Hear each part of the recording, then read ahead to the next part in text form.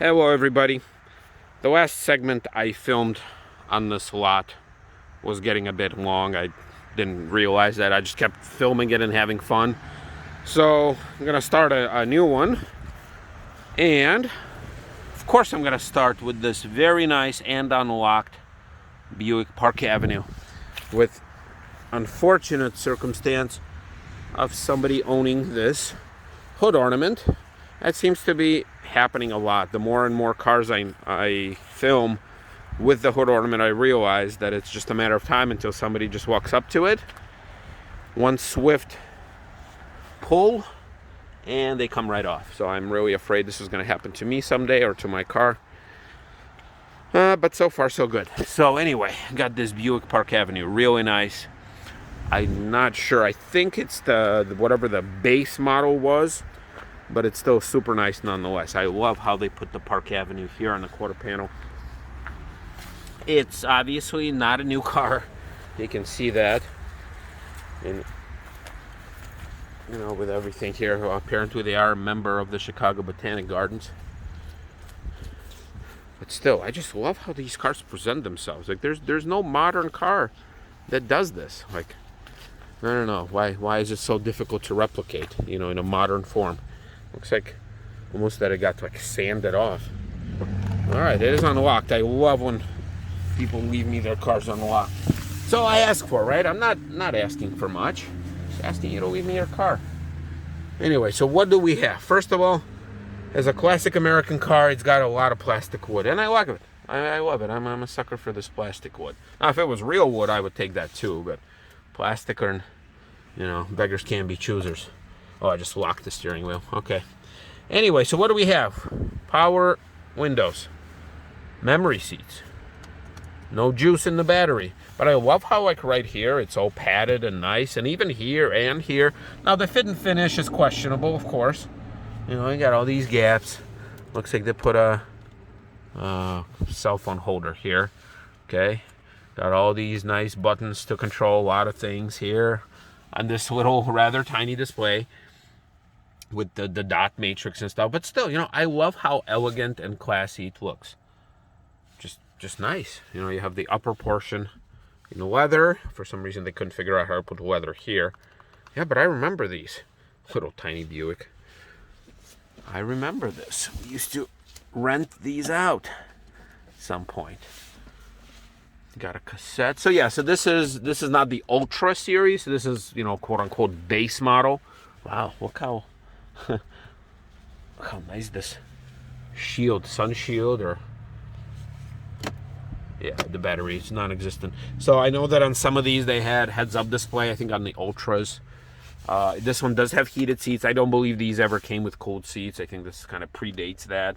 Man, how comfortable these seats are. You have no idea. Look at that. Nice foam stuffed to the gills leather seats. Okay, a lot of crap. I like this little inlay stuff. I could never understand why passengers' climate control was moved all the way there. Like, why couldn't there be like an extra button here? Maybe you can argue that it was for the convenience of not having to lean, but you would still need to lean forward. Nice little shelf here, ashtray. Okay, looks like they're an iPhone user. Garage. Okay, so your home link. No sunroof, once again. This is more of the Ultra. But man, how comfortable this seat is. I would love to have myself a Park Avenue. Or a LeSabre, too. Like, I love me a good LeSabre. Now, a lot of people probably don't know this, but on these cars, and I think Cadillacs of that era, the seat belt was adjustable. It was power adjustable, so they stuck it here on the seat. And I don't know if I'll be able to open the door wide enough not to hit this Corvette. But you can kind of see this. The seat controls, you know, for the back, it has like a way you can pull up on it, and it would actually adjust the seat belt. Power. Oh yeah, very nice. Got your mandatory ashtrays in the back with power port, although they did not come with cigarette lighter. I think you had to buy like a special smoker's package. I'm telling you, these seats do not exist in today's world. Yep. Who did that? But I would love someday, maybe for my next car, maybe, you know, if I ever become rich and famous. See, maybe if I become the rich portion of this license plate, you know, a lot of people, a lot of YouTubers, they buy Lamborghinis, they buy Ferraris, they buy whatever, Ford GTs. My dream garage would consist of a couple town cars, a couple of these, maybe one of those. Yep. So that's me. Just love the front of it. So yeah, there you go. Oh, and it looks like by, I don't know what year it is. I should probably look. Let's see. 04, so 11 of 03. So it's an 04 model. So this is a little even older than my town car. But still, awesome looking, very nice. All right, let's dive in here, since this video is still a little short. Let's dive into this Mercedes, because it is also unlocked. So what do we have? MBW 215. Okay, so it's an S550. Here, it is nice looking. Let's look at the front. Oh, it still has its star. So nice. Oh yeah, yeah. It's got its presence. Not bad looking at all. Obviously, a lot more expensive than the Buick when compared side by side. So let's see. What do you get here? I love the controls here. I think Mercedes was the first company that started doing that. I could be wrong, but I love, on my town car, I love them here, and I love it here too. So what do we have? Nice, rich smelling leather with 153,773 miles. Very nice. Oh, the seat is a little less plushy than on that Buick right there. So I don't know, somehow the leather is coming off of this armrest. I'm not sure if somebody had scratchy elbows and ripped it up. But yeah, oh wow, this one has an extra control here, heated and cooled. Got all sorts of controls here. So this is getting in the realm of digital gauges, although not very customizable, but still cool looking nonetheless. You got what appears to be real stitching here. So none of the fake stuff. You got the piano style keys right here. Love the wood. You know me. I think these Mercedes did have an option for a wood steering wheel. I'm pretty certain on that. I'll have to look that up. Oh, wow. See, that's what I'm talking about. Like, I found all this change. It's an unlocked car. I'm not going to take this.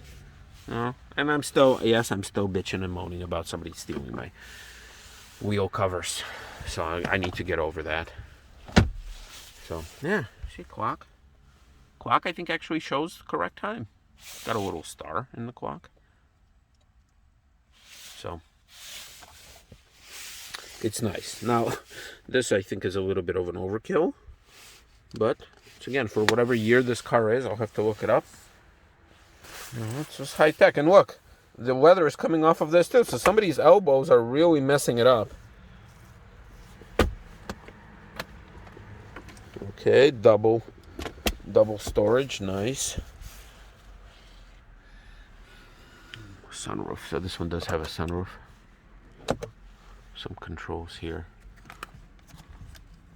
Huh, okay. Roadside assistance, handles. Alright, yeah. Now, honestly, if somebody gave me a choice between that Buick and this Mercedes, I would pick the Buick. I know, call me crazy. MyDealerLot.com. So this is an 07. So this car is the same year as mine.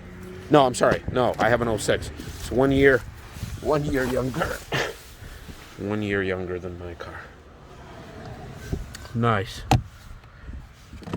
Got the shades. I wish the town car came with some sort of shade. I'm actually surprised that it didn't, because, you know, I was used for a limo service, so it's only natural. Maybe at least the manual ones, not the power ones. But And I'm guessing that this little cutout is maybe some of the higher trim levels had like an automatic climate control, because like this thing is not very useful. It looks like something should go in there. But you do have the vents. And I know that on just about every Mercedes or every German car, the cup holders that come out of here, they always get stuck because something gets spilled and it locks it up and now it's useless. But you do have a nice cubby here. All right. Ooh, Partronic. Nice. So little lights that come on here. And I don't know how you would get so much crap where the rear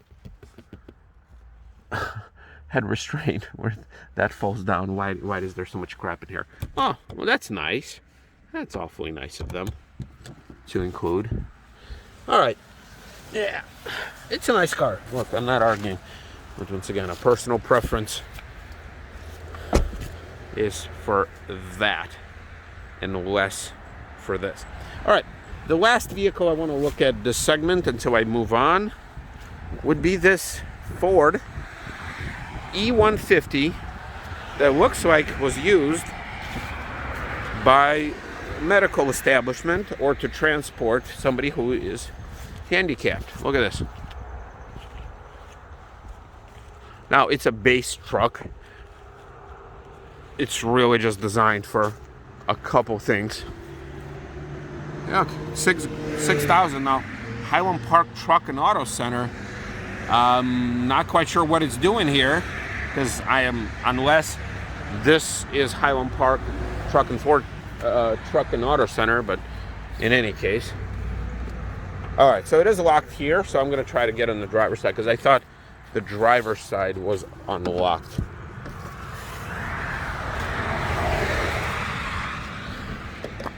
Yeah, there it is.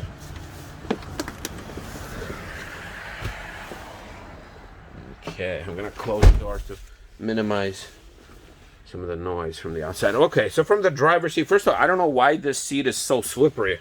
Like, I'm slipping and sliding here all over the place. And it's not leather either.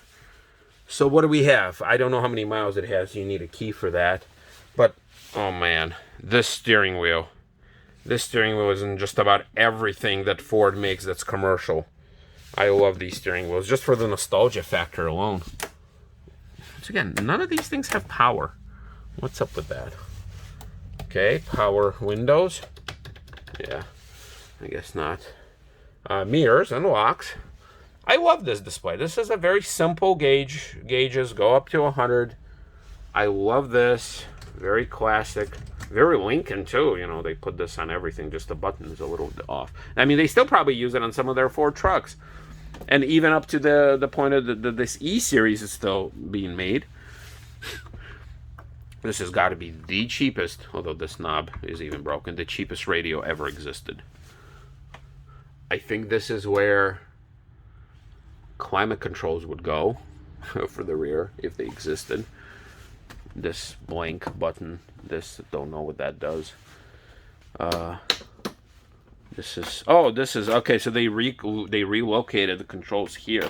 So that's not factory. Whatever the speaker is, I'm guessing the radio mic was here. Guardian. Oh, this is for the lift. Once again, there's no juice. All right, can I come through here? There's not a lot of space here. Oh, there's some sort of a controller box here. Okay. Oh, God, help me. Okay.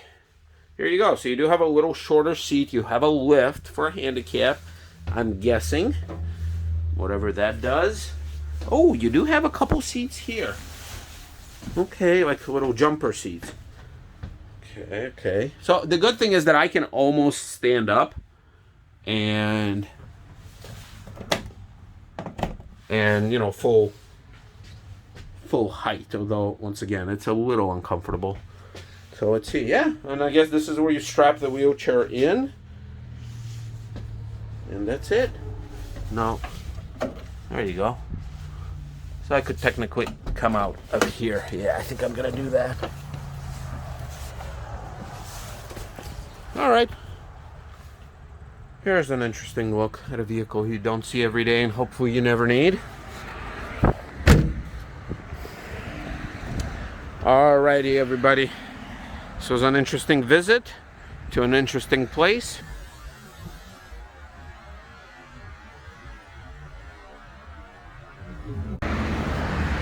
And somebody just pulled in. So I am getting out of Dodge until they get out of their car and start asking me all sorts of questions. As you can see, I'm walking very briskly. And I will see you next time.